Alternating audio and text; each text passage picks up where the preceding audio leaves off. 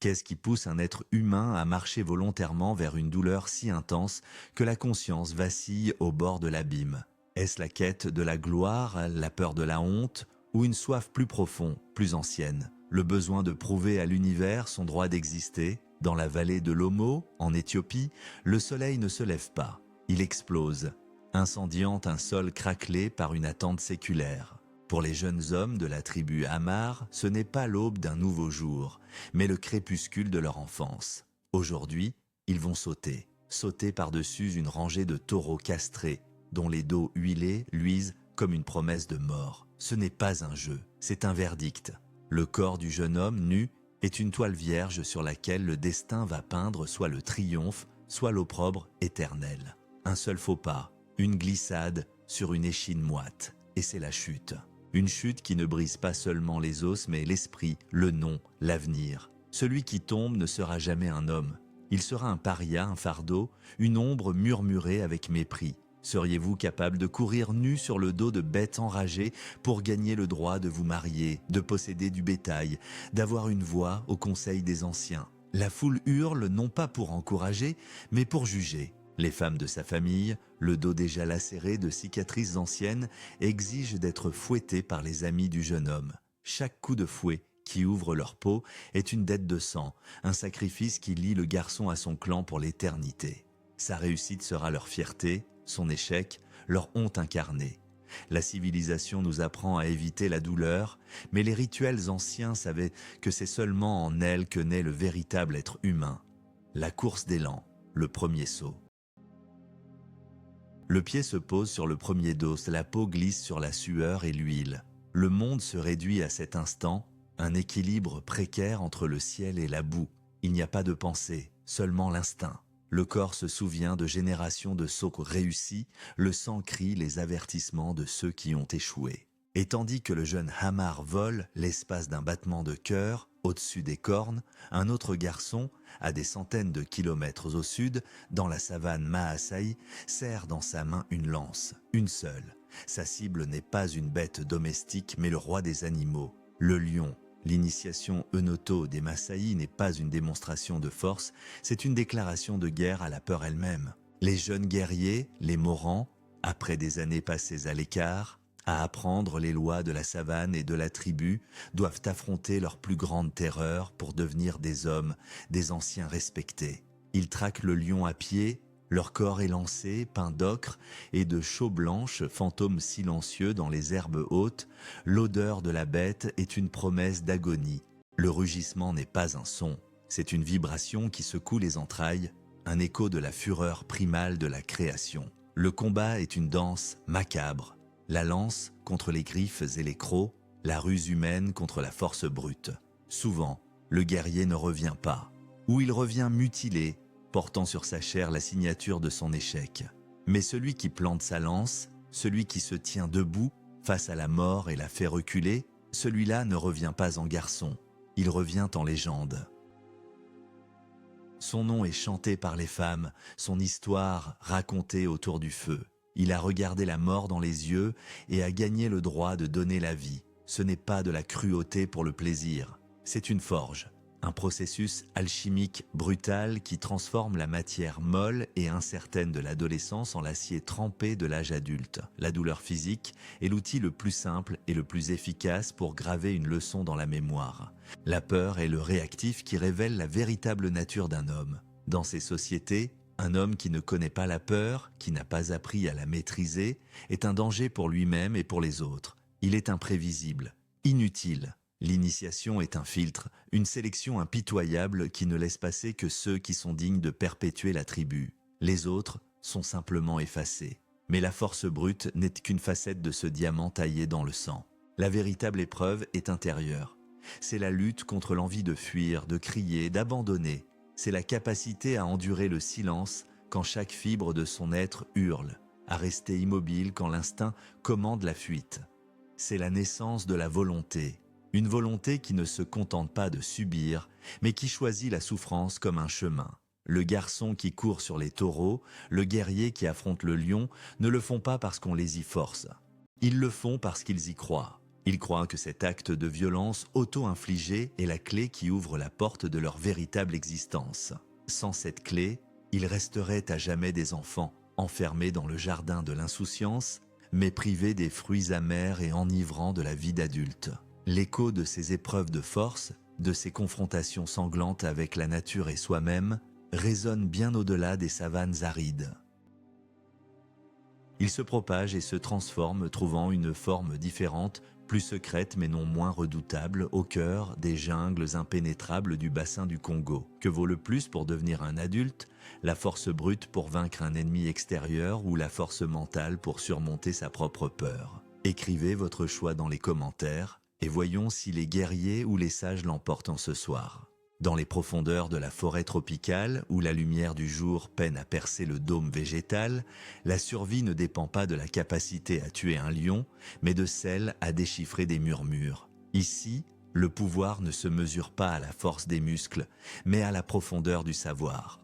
Pour les jeunes filles de la société Sante chez les Mènes de Sierra Leone, la première nuit n'est pas une explosion d'adrénaline, mais une lente et terrifiante immersion dans les secrets qui gouvernent le monde des femmes. Leur initiation, le bondo, commence par un enlèvement.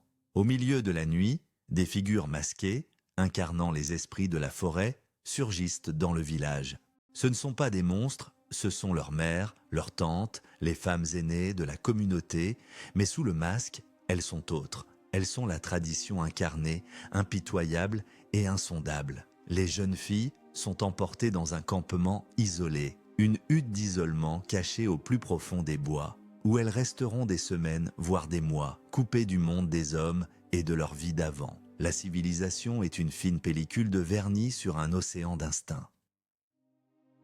Le rituel ne fait que gratter la surface. L'obscurité de la hutte est totale, un univers sensoriel réduit au son de la forêt et au chuchotement des autres captives. C'est là que commence la véritable épreuve. Ce n'est pas une lutte contre une bête sauvage, mais contre les démons intérieurs, la claustrophobie, l'ennui, la peur de l'inconnu et surtout la méfiance envers les autres. Le groupe de novices devient un microcosme de la société féminine. Un creuset où les amitiés se forgent et où les rivalités explosent avec une violence psychologique inouïe. Les aînés observent. Chaque mot, chaque geste est analysé. Qui est loyal ? Qui est égoïste, qui a l'étoffe d'une meneuse et qui sera une source de discorde. L'initiation est un long et cruel entretien d'embauche pour le poste de femme. L'enseignement est distillé goutte à goutte dans le secret de la nuit. Les filles apprennent les noms secrets des plantes qui soignent et de celles qui tuent. Elles apprennent les chants qui apaisent les esprits et les incantations qui protègent un foyer. Elles apprennent surtout les secrets des hommes. Leurs faiblesses, leurs désirs, la manière de les gérer, de les influencer, de survivre à leur violence ou à leur négligence. C'est une connaissance qui est une arme, et comme toute arme, elle est dangereuse. Une parole de trop, un secret trahi, et la punition est terrible. Non pas une mort rapide, mais une exclusion sociale, une mort lente qui fait de vous une paria, une femme qui ne sait rien. La douleur physique n'est pas absente. La clitoridectomie, une pratique aujourd'hui universellement condamnée, mais autrefois au cœur de nombreux rituels, est l'épreuve ultime. Subie sans anesthésie avec des instruments rudimentaires, elle est présentée non comme une mutilation, mais comme un sceau. Le passage du corps de la fille, jugé impur et androgyne, au corps de la femme purifiée et entièrement dévouée à son rôle social. Endurer la douleur sans un cri, est la preuve ultime de sa force de caractère. Celles qui crient ou se débattent sont marquées à vie par la honte. Qu'est-ce que ça fait d'être au seuil de la mort pour mériter le droit de vivre? Le point culminant de l'initiation est la danse des masques. Les esprits de la forêt, les gondes, incarnés par les aînés, portant de lourds masques en bois noir et des costumes de fibres de raffia, viennent tester les novices. Leurs danses sont erratiques, leurs questions des énigmes. Elles testent l'obéissance, la mémoire, le sang-froid. Une mauvaise réponse, un geste d'irrespect, et l'esprit peut punir la novice par des humiliations publiques ou des corvées épuisantes. C'est un théâtre psychologique intense, conçu pour briser l'individualisme et forger une identité collective. Les filles n'entrent pas dans la hutte en tant qu'individus. Elles doivent en sortir en tant que membres d'une sororité, liées par des secrets partagés et une souffrance commune. Cette sororité est leur principale force dans un monde souvent patriarcal. Elles savent qu'elles peuvent compter les unes sur les autres, car elles ont traversé ensemble le même enfer. C'est un pouvoir invisible mais immense, un réseau d'influence et de soutien qui court sous la surface de la société masculine. Le retour au village est une renaissance. Les filles, désormais considérées comme des femmes, émergent de la forêt, leur corps scarifié de nouveaux motifs, leurs yeux portant le poids d'un savoir ancien. Elles sont accueillies par des fêtes somptueuses, mais elles ne sont plus les mêmes. Un abîme les sépare de leur passé. Elles ont appris la leçon la plus importante de toutes. Le monde n'est pas ce qu'il semble être. Derrière la réalité visible se cache un monde de forces invisibles, de codes secrets et de savoirs dangereux. Elles ont appris à naviguer dans ce monde, non pas avec la force d'un guerrier, mais avec la ruse d'une reine. Mais même dans ce monde de savoirs ésotériques et de liens de sororité, il existe une initiation encore plus périlleuse. Une nuit, non pas passée parmi les humains, mais dans une solitude absolue, face à des entités qui ne sont ni humaines ni animales. Une nuit où le prix de l'échec n'est pas la honte, mais la folie ou la désintégration de l'âme elle-même. La nuit la plus sombre n'est pas celle où le ciel est sans étoiles, mais celle où l'esprit, privé de tout repère, s'aventure dans des territoires dont personne ne revient indemne. Pour celui qui est choisi ou maudit, pour devenir chaman, guérisseur ou devin, la première nuit d'initiation n'est pas une épreuve, c'est une exécution, une mort rituelle, méticuleusement orchestrée, de laquelle il doit renaître avec des pouvoirs que le commun des mortels qualifierait de surnaturels. Souvent, l'appel ne peut être refusé. Il se manifeste par des maladies étranges, des visions terrifiantes, des crises de folie. La communauté comprend. Ce ne sont pas des symptômes à soigner, mais le signe qu'un esprit a choisi son hôte. L'ancien chaman prend alors le relais. Il n'est pas un enseignant bienveillant, mais un bourreau. Sa tâche est de démolir la personnalité de l'apprenti, de briser son ego, de vider son esprit de tout ce qu'il croyait savoir. Chez les San du Kalahari, l'aspirant chaman est conduit au cœur du désert. On lui donne à boire une décoction d'herbes hallucinogènes, un poison qui ouvre les portes de la perception. La réalité se dissout, le sable prend vie, les étoiles descendent pour murmurer des énigmes insolubles. La douleur est l'instrument de cette déconstruction. L'ancien chaman inflige des tourments physiques et psychologiques, privation de sommeil, de nourriture et d'eau, exposition à des chaleurs et des froids extrêmes, flagellation rituelle. Chaque épreuve vise à pousser le corps et l'esprit au-delà de leurs limites, à provoquer un état de conscience modifié où le monde des esprits devient tangible. Seriez-vous capable de sacrifier votre santé mentale pour acquérir un pouvoir qui pourrait sauver votre peuple? Le but est de provoquer la transe, un état de quasi-mort où l'âme de l'apprenti est censée quitter son corps. C'est là que le véritable combat commence. Dans ce monde parallèle, il doit affronter des entités, des esprits, de la nature, des ancêtres ou des démons. Certains sont bienveillants et lui offrent des dons, le pouvoir de guérir, de voir l'avenir, de communiquer avec les animaux. D'autres sont hostiles. Ils tentent de dévorer son âme, de le rendre fou, de prendre le contrôle de son corps. La possession spirituelle n'est pas un mythe pour l'initié. C'est une bataille désespérée pour sa propre identité. Il doit apprendre à négocier, à combattre, à soumettre ses forces. S'il échoue, il ne se réveille jamais, ou il se réveille en tant que coquille vide, un fou errant dont l'esprit a été volé. Le chaman n'est pas celui qui parle aux esprits, mais celui qui a survécu à leur conversation. Cette lutte n'est pas solitaire. L'ancien chaman, resté dans le monde physique, veille sur le corps de l'apprenti.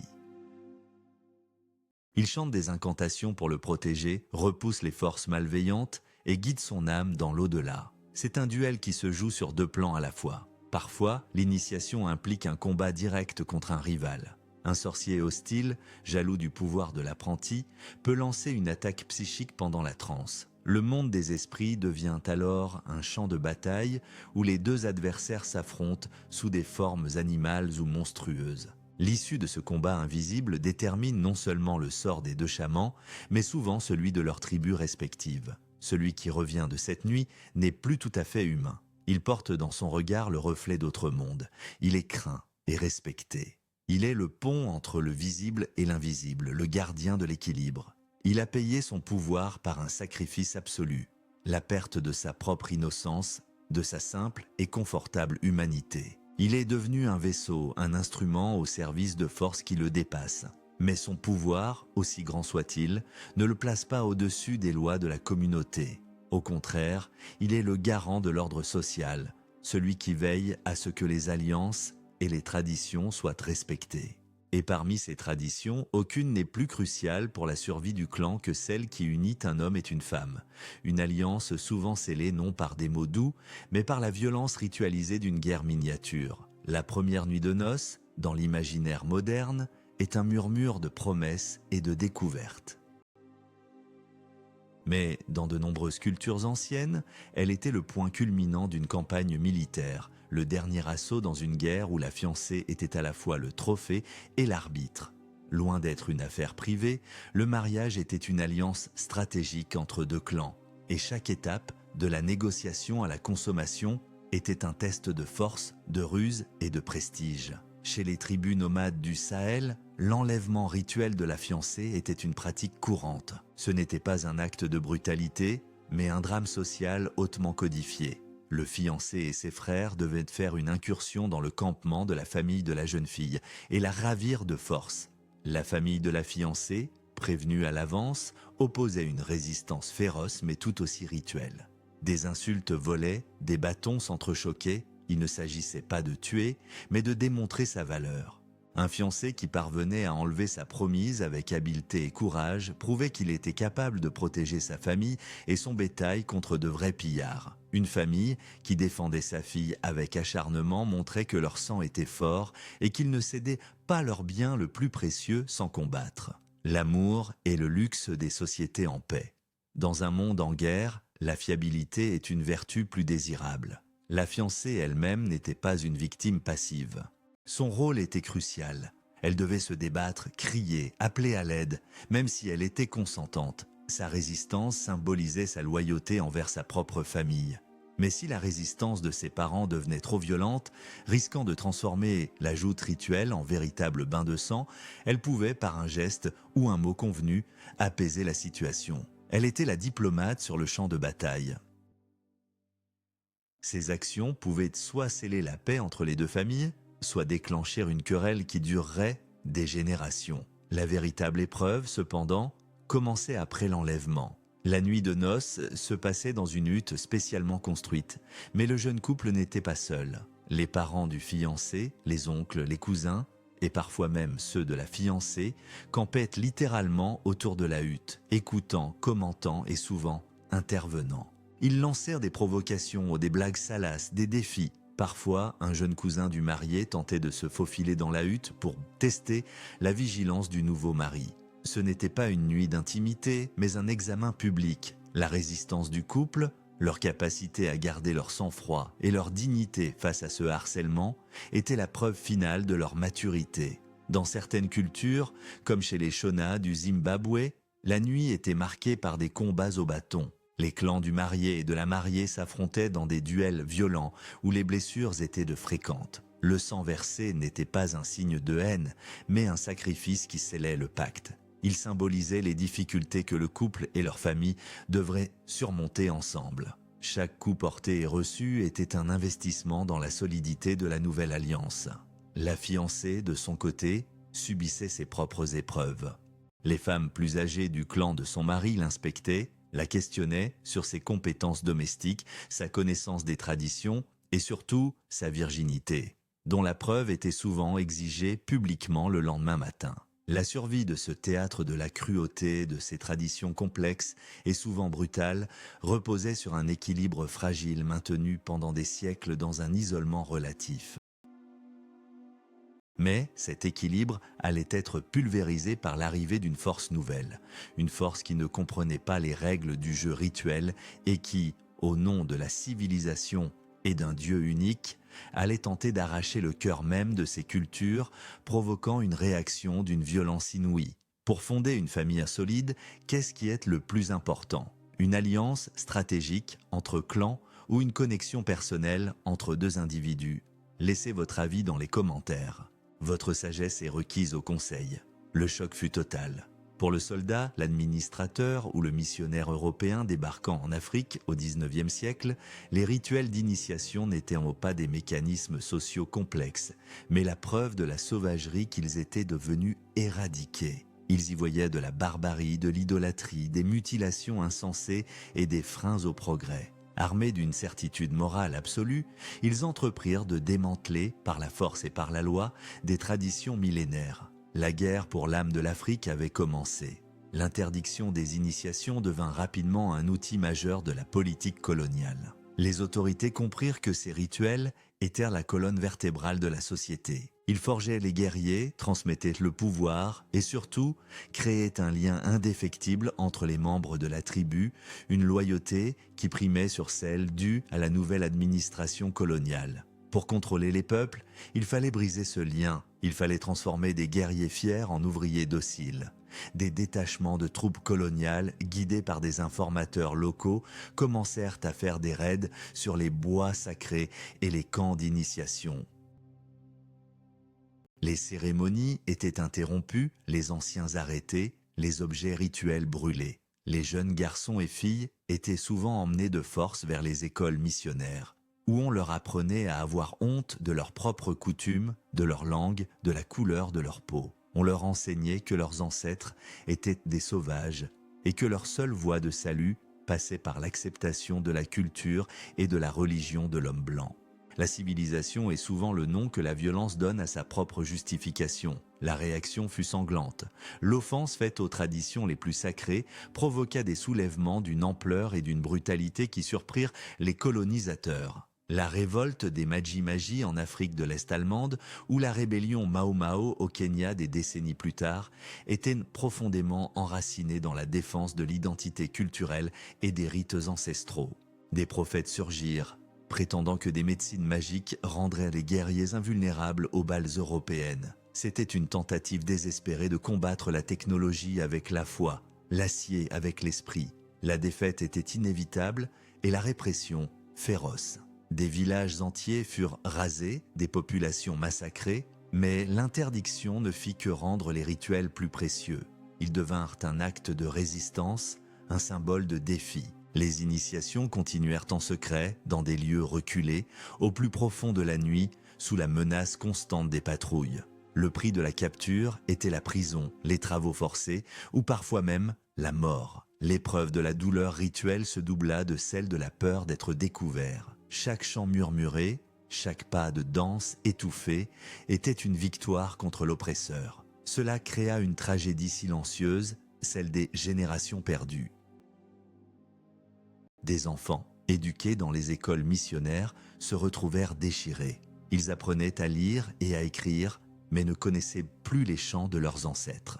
Ils connaissaient la géographie de l'Europe, mais ne savaient plus reconnaître les plantes médicinales de leur propre forêt. La nuit, certains s'enfuyaient de l'école pour rejoindre leurs frères et sœurs dans les camps d'initiation secrets, tentant de récupérer une part de leur identité volée. Ils vivaient dans deux mondes sans jamais appartenir pleinement à aucun. Cette guerre culturelle laissa des cicatrices profondes.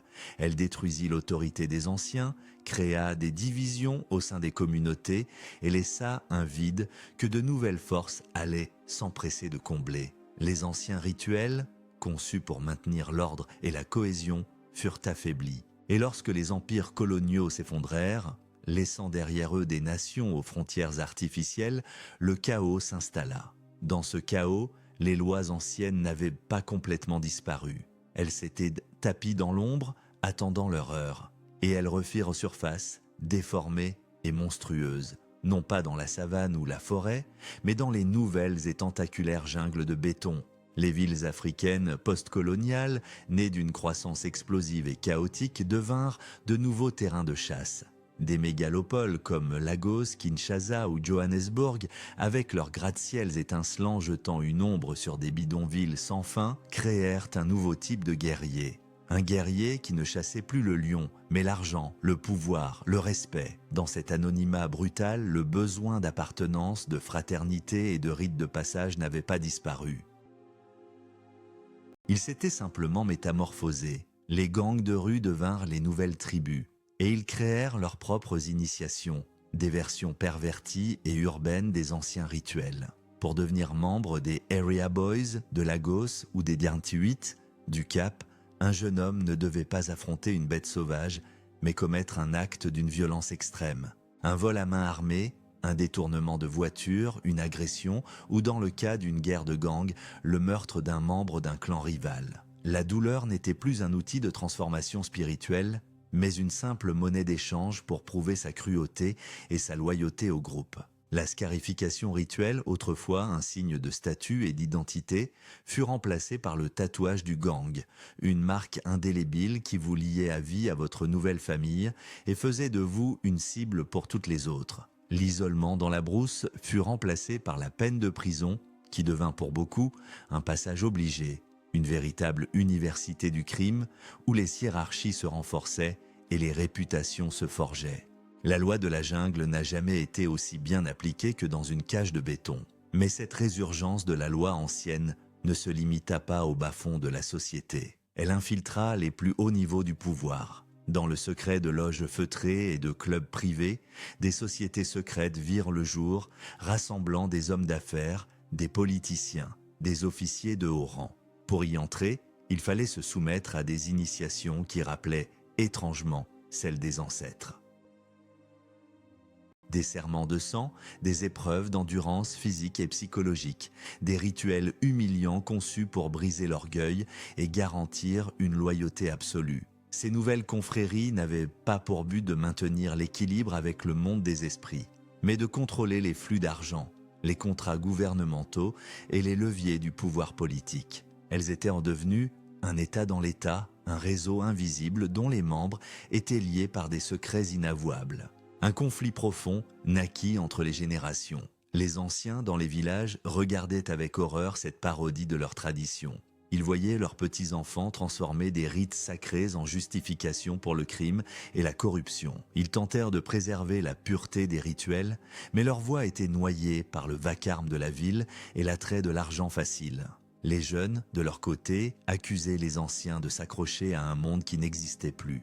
Pour eux, adapter la tradition était le seul moyen de la faire survivre. Dans un monde où la survie dépend de la capacité à être impitoyable, les rituels de leurs ancêtres, dépouillés de leur spiritualité, devenaient un parfait manuel d'entraînement. La jungle de béton avait ses propres lois, et elles étaient encore plus impitoyables que celles de la savane. Elles exigeaient une transformation, une mort de l'innocence, que les anciens rituels, même dans leur forme dégradée, continuant de fournir. Mais une autre transformation, plus insidieuse encore, était à l'œuvre. Une transformation qui menaçait de vider les rituels de leur dernière parcelle de sens, non pas en les pervertissant, mais en les mettant en scène, en les transformant en un spectacle inoffensif pour des yeux étrangers. Qu'arrive-t-il à un secret sacré lorsqu'il est exposé à la lumière crue du marché mondial ? Il se fane et meurt, ou pire, il devient un produit. L'avènement du tourisme de masse en Afrique a créé un nouveau dilemme existentiel pour de nombreuses communautés gardiennes de traditions ancestrales. La pauvreté les poussait à chercher de nouvelles sources de revenus et leur culture, leur bien le plus précieux, devint soudain une marchandise désirable. Les rituels d'initiation, autrefois des événements secrets et terrifiants, commencèrent à être vendus comme des attractions exotiques. La danse sur le fil du rasoir devint un numéro de cirque. Des villages Maasai, par exemple, commencèrent à organiser des versions édulcorées et théâtralisées de leurs cérémonies pour des groupes de touristes armés de caméras et de dollars.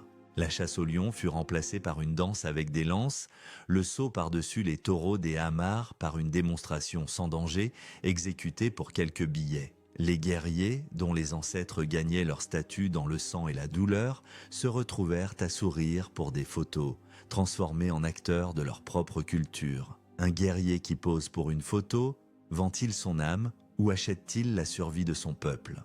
Cette commercialisation créa des fractures profondes au sein des communautés. Les puristes, souvent les anciens, y voyaient une profanation, une trahison impardonnable des ancêtres. Ils accusaient les plus jeunes de vendre leur héritage pour une poignée de devises étrangères. Pour eux, Un rituel dépouillé de sa douleur, de son danger et de son secret n'était plus un rituel. C'était une mascarade, un mensonge qui vidait la tradition de sa substance et de son pouvoir transformateur.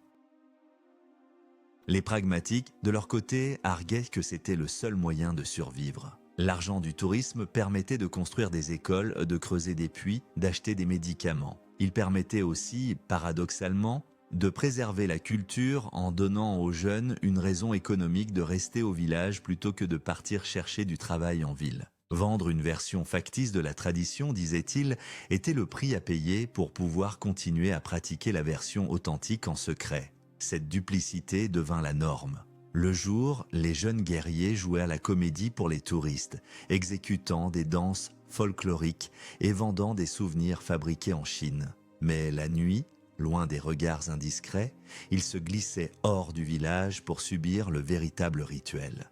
Les scarifications étaient réelles, la douleur insoutenable, le danger mortel. Ils menaient une double vie schizophrénique, déchirée entre le monde du spectacle et celui du sacré. Parfois, la frontière entre les deux mondes se brouillait de manière tragique.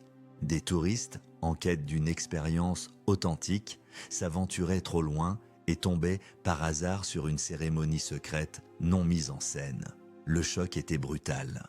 Confrontés à une violence et une douleur qu'ils ne pouvaient pas comprendre, leur vision romantique de l'Afrique tribale volait en éclats. Ils assistaient, horrifiés, à ce qu'ils prenaient pour de la torture, sans voir le tissu de signification qui se cachait derrière. Cette confrontation entre le spectateur et l'acteur, entre le profane et le sacré, posait une question fondamentale. Si un rituel n'est accompli que pour être vu, a-t-il encore un sens ? La présence d'un public étranger ne le vide-t-elle pas de son pouvoir ? Et que se passe-t-il lorsque, même en secret, il n'y a plus personne pour accomplir le rite ? Que reste-t-il d'une culture lorsque la chaîne de transmission est rompue et que les échos des chants anciens se perdent dans un silence définitif ? Si vous étiez le gardien d'une tradition sacrée, préféreriez-vous la voir mourir dans la pureté ou survivre en devenant un spectacle ? Partagez votre choix difficile dans les commentaires. Il y a un silence plus profond que l'absence de son. C'est le silence laissé par la disparition d'une culture, l'écho d'un cri qu'on ne peut plus entendre. Pour l'anthropologue ou l'historien, traquer les rituels disparus est une course contre l'oubli. Une enquête policière où les indices sont des fragments d'histoire, des cicatrices sur des outils anciens, ou le regard vide du dernier ancien qui ne se souvient plus très bien.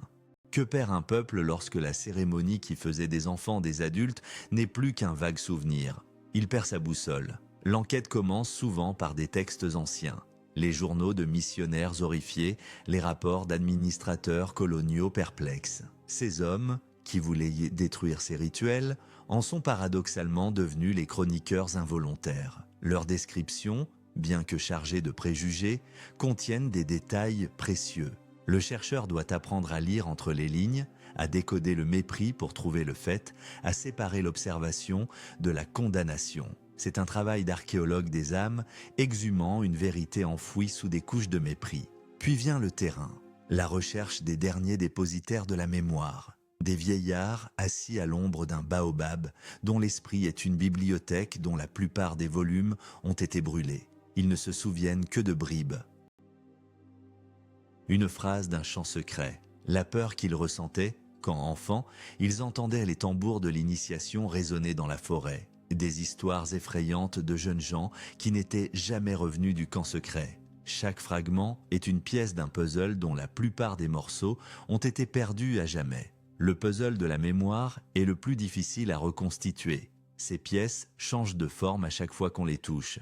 Parfois, des légendes locales donnent une piste. L'histoire d'une malédiction qui s'est abattue sur un clan après qu'il a renoncé aux épreuves de ses ancêtres. On raconte que les récoltes ont commencé à pourrir, que les enfants sont nés malades, que les hommes ont perdu leur courage. Ces mythes, bien que non vérifiables, traduisent une vérité psychologique profonde.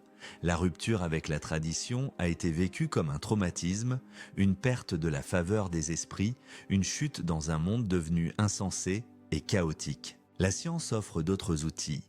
L'analyse des peintures rupestres peut révéler des scènes de cérémonies oubliées. L'étude des squelettes anciens peut montrer des traces de mutilations rituelles ou de blessures issues de combats initiatiques. Chaque découverte est une victoire contre le temps, une voix rendue à un peuple réduit au silence. L'histoire la plus tragique est celle de la rupture, le moment précis où la chaîne a été brisée. Parfois, c'est une guerre, une épidémie, une famine qui a décimé les anciens avant qu'ils ne puissent transmettre leur savoir. D'autres fois, c'est une seule décision, l'histoire d'un chef de village qui, converti au christianisme ou séduit par les promesses du monde moderne, a décidé d'interdire l'initiation. Une seule génération manquée, une seule cohorte de jeunes qui n'a pas traversé l'épreuve, et c'est tout un édifice de savoir, de croyances et de cohésion sociale qui s'effondre en silence. La mort d'une culture n'est pas un événement spectaculaire, c'est un lent effacement, une marée qui se retire en emportant avec elle les châteaux de sable de la mémoire. Et pour ceux qui viennent après, il ne reste qu'un sentiment de manque, un vide existentiel qu'ils ne savent pas nommer. Ils sentent ce qu'il leur manque d'un quelque chose d'essentiel pour être des adultes accomplis, mais ils ne savent pas quoi. Cette quête désespérée pour retrouver ce qui a été perdu pousse certains à tenter l'impossible. Non pas seulement étudier le passé, mais tenter de le faire revivre. Peut-on ressusciter un fantôme? C'est la question que se posent de plus en plus de jeunes Africains, nés et élevés en ville ou à l'étranger, qui ressentent un appel impérieux à renouer avec des racines qu'ils n'ont jamais connues. Éduqués, connectés, parlant plusieurs langues, ils ont réussi dans le monde moderne, mais cette réussite a un goût d'inachevé.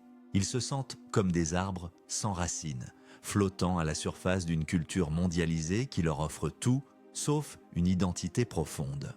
Leur quête les mène souvent au village de leurs ancêtres, un lieu qu'ils ne connaissent qu'à travers les récits nostalgiques de leurs parents. Ils y arrivent pleins d'idéaux romantiques, cherchant à subir les initiations que leurs pères ou grands-pères n'ont pas connues. Le choc avec la réalité est brutal. Les habitants du village les regardent avec un mélange de méfiance et d'amusement. Pour eux, ces jeunes gens de la ville sont des étrangers. Ils parlent la langue avec un accent, ne connaissent pas les coutumes et sont physiquement et mentalement inaptes aux épreuves qui les attendent. Leur peau est trop tendre, leurs mains trop lisses. Ils ne savent pas chasser, pister un animal ou même marcher pieds nus dans la brousse sans se blesser. Comment un homme qui craint les moustiques peut-il espérer affronter les esprits de la forêt? Commence alors une tragicomédie d'erreurs. Le groupe de jeunes citadins armés de livres d'anthropologie et de tutoriels YouTube tente de reconstruire le rituel. Ils essaient de fabriquer les costumes, de retrouver les chants, de préparer les décoctions de plantes. Le résultat est souvent pathétique, parfois dangereux. Une erreur dans l'identification d'une plante peut transformer une potion hallucinogène en poison mortel. Une règle rituelle mal interprétée peut offenser profondément les anciens du village qui observent ce spectacle avec une tristesse résignée. La véritable épreuve n'est pas celle décrite dans les livres, c'est la confrontation avec leur propre inadéquation. Le jeune banquier de Londres, qui gère des millions, se retrouve incapable d'allumer un feu sans briquet. L'ingénieur informatique de Paris, qui conçoit des algorithmes complexes, ne sait pas distinguer une piste de serpent d'une racine d'arbre. Leurs compétences, si valorisées dans le monde moderne, sont ici totalement inutiles. C'est une humiliation profonde, une déconstruction de leur ego bien plus violente que n'importe quelle flagellation rituelle. Le conflit est avant tout intérieur. Peut-on vraiment devenir un guerrier quand on a passé sa vie à éviter toute forme de violence physique ? Peut-on acquérir un savoir ancestral quand on a été formaté pour ne croire qu'à la science et à la rationalité ? La tentative de faire revivre le rituel met en lumière une rupture qui n'est pas seulement générationnelle, mais ontologique. Ils ne sont plus de ce monde-là. Pour certains, l'expérience se solde par un échec. Ils repartent meurtris, avec la conscience douloureuse que la porte du passé est définitivement fermée. Ils sont condamnés à être des hybrides, des éternels traducteurs entre deux mondes auxquels ils n'appartiendront jamais tout à fait. Pour d'autres, cependant, l'échec est en soi une forme d'initiation. Ils n'ont pas réussi à devenir des guerriers traditionnels, mais ils ont appris l'humilité. Ils ont compris la valeur de ce que leurs ancêtres possédaient. Ils ne pourront peut-être pas faire revivre le rituel dans sa forme originelle, mais ils peuvent en devenir les nouveaux gardiens, les archivistes, ceux qui préserveront la mémoire pour les générations futures. Cette quête d'identité, si personnelle et poignante, est le reflet d'un dilemme bien plus vaste, qui ne concerne pas seulement l'Afrique, mais l'humanité tout entière à l'heure de la mondialisation. Nous voici donc à la croisée des chemins. D'un côté, la voix des ancêtres, qui murmure que la véritable croissance naît de l'épreuve, que la personnalité se forge dans le creuset de la douleur et que sans rite de passage, nous restons d'éternels enfants. De l'autre, la promesse assourdissante de la modernité, une vie sans douleur, sans peur, sans risque, une existence aseptisée, confortable, mais potentiellement vide de sens. La question n'est plus de savoir si ces rituels primitifs et cruels sont bons ou mauvais. Elle est de savoir ce que nous avons perdu en les abandonnant. La mondialisation, avec sa culture de consommation universelle et ses réseaux sociaux, propose une nouvelle forme d'initiation. Une initiation globale, virtuelle, indolore. Le passage à l'âge adulte n'est plus marqué par une scarification, mais par l'obtention de son premier smartphone. Le courage ne se mesure plus face à un lion, mais au nombre de likes. L'appartenance à un groupe ne se gagne plus par des secrets partagés dans le sang, mais par l'adhésion à une tendance en ligne. Nous avons remplacé le rite par le buzz, la communauté par le réseau. Cette nouvelle initiation a ses avantages. Elle est inclusive, égalitaire et ne laisse personne sur le bord du chemin. Mais elle est aussi superficielle. Elle ne teste rien, ne transforme rien en profondeur. Elle nous apprend à construire une image, un avatar, mais elle ne nous apprend pas à être. Elle nous apprend à communiquer, mais pas à nous connecter. La civilisation nous a donné un anesthésiant, mais a oublié de nous dire que le but de la vie n'est pas d'éviter la douleur, mais de lui donner un sens. Aujourd'hui, le combat pour les rituels a changé de visage. Ce ne sont plus les administrateurs coloniaux qui les interdisent, mais des organisations internationales bien intentionnées. Au nom des droits de l'homme et de la protection de l'enfance, elles luttent contre ce qu'elles appellent des opérations mutilantes et des violences traditionnelles. Leur cause est juste selon les critères de la morale universelle. Mais elles se heurtent à une résistance farouche. Pour de nombreuses communautés, renoncer à ces pratiques, même les plus brutales, c'est renoncer à leur identité même. C'est accepter que les valeurs d'une culture, la culture occidentale, sont supérieures aux leurs. C'est un nouveau colonialisme, plus doux, plus insidieux, mais un colonialisme tout de même. Pendant ce temps, les derniers gardiens du savoir disparaissent. Le vieux chaman meurt sans avoir trouvé d'apprenti, car tous les jeunes sont partis en ville chercher du travail. La dernière femme qui connaît le chant secret pour apaiser les esprits de l'eau l'emporte dans sa tombe. Les scientifiques et les documentaristes se précipitent pour enregistrer, filmer, archiver ces dernières bribes de mémoire avant qu'elles ne sombrent dans l'oubli. Mais un rituel enregistré n'est plus un rituel. C'est une pièce de musée, un papillon épinglé, magnifique, mais sans vie. L'humanité se retrouve donc face à un choix fondamental. Faut-il mettre toutes les cultures sous cloche, les protéger dans des réserves, les transformer en folklore inoffensif pour touristes ? Ou faut-il accepter que les cultures sont des organismes vivants qui naissent, évoluent et meurent ? Faut-il pleurer la disparition de la cruauté initiatique ou se réjouir de l'avènement d'un monde plus sûr, plus doux, quitte à ce qu'il soit plus fade ? Il n'y a pas de réponse simple. Peut-être que le besoin d'initiation est si profondément ancré en nous qu'il trouvera toujours un moyen de ressurgir sous des formes nouvelles et imprévisibles.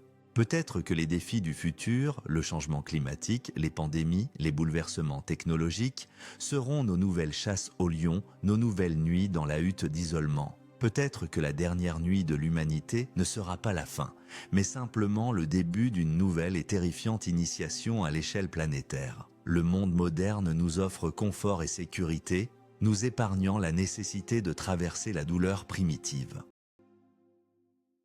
Les traditions anciennes affirment que la personnalité ne naît que de la souffrance. Dites-nous, que choisiriez-vous pour l'avenir de l'humanité ? Une simulation sûre de la vie ou la vérité douloureuse de l'existence ? Écrivez votre réponse dans les commentaires, votre avis est très important pour nous.